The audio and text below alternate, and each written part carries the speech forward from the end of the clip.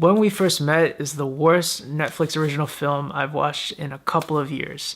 At least in the other time travel movie Naked, it was consistently bad, and that film had characters who seemed like people. In this film, there aren't really characters, they're just mechanisms to move a very, very shoddy plot forward. This is a time travel comedy, so I'm not going in with super high expectations. I just wanted to be entertained and to laugh a little bit. And I was, but with how bad this was. I'm going to be extra hard on this movie because this movie easily could have been so much better. You just needed like one or two more drafts to make this 100% more watchable. The dialogue is so bad. And this movie has Adam DeVine, and he's a star because this script is shit, but he still managed to squeeze some laughter out of me, even while I was mostly just being upset. This is a big, hot, steaming pile of wasted opportunity. The basic premise goes like this. Our protagonist meets the girl of his dreams, Avery, at a party, and they hit it off.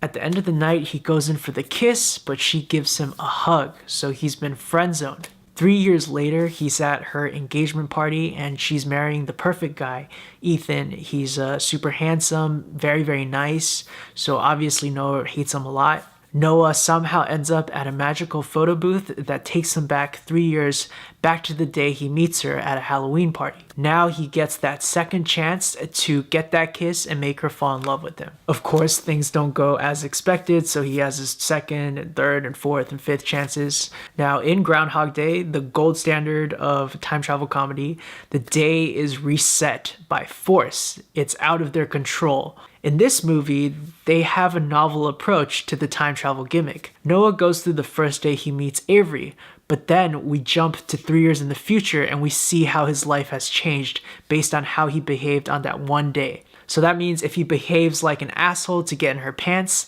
then we jump to 3 years later where he just kind of teleports there and he realizes he's a complete asshole now with frosted tips, and he has retained most of his memory. He kind of knows what happened, though it's not super clear.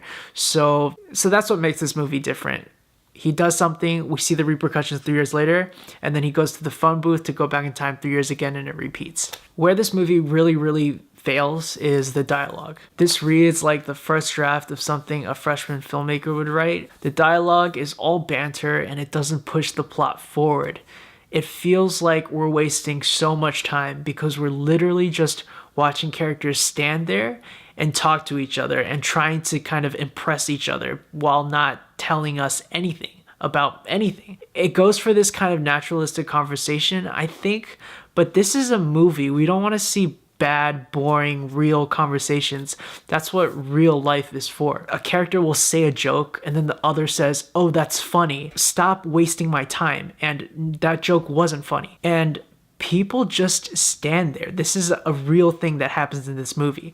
That's just a super newbie mistake. One of the first things you notice in professional Hollywood films is that people or characters, they're always doing something. So even when the dialogue is bad, we have something visual to keep us engaged, like somebody washing the dishes or smoking a cigarette. That's why so many characters smoke cigarettes, because that's how it keeps us visually engaged. This movie just has characters stand there and talk to each other. And again, I told you the dialogue is really bad. So if they're just standing there talking to each other, it's like triple painful. It's like torture. The characters are also super inconsistent. Noah is kind of consistent because he's just Adam DeVine kind of playing himself. Adam DeVine, sorry. There's a scene where Noah is actually talking to Avery about jazz, and they're friends at this moment. And suddenly Avery just leans in onto his shoulder like he's super into him now. And that caught me so off guard.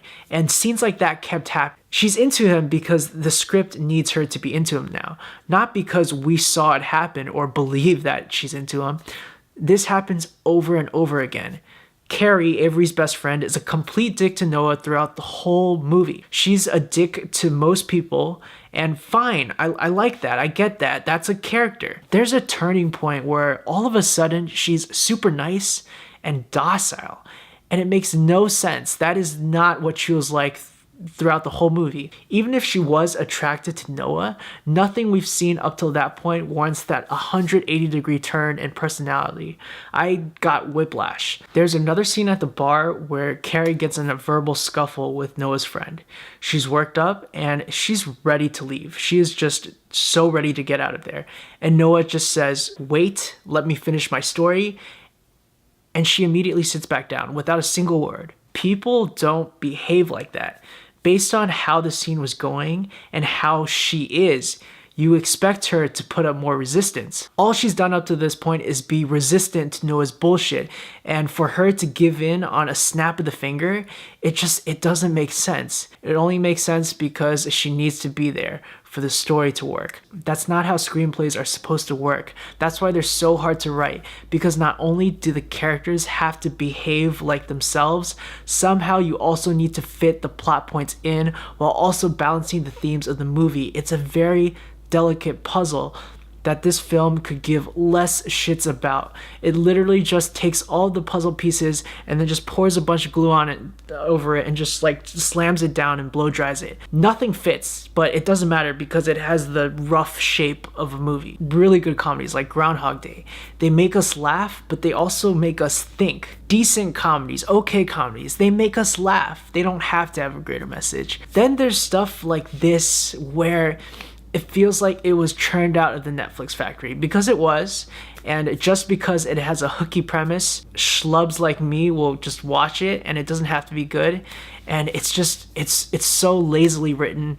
The characters have zero depth and everyone behind the camera should be ashamed. Overall, I give this film an A+. It was really good.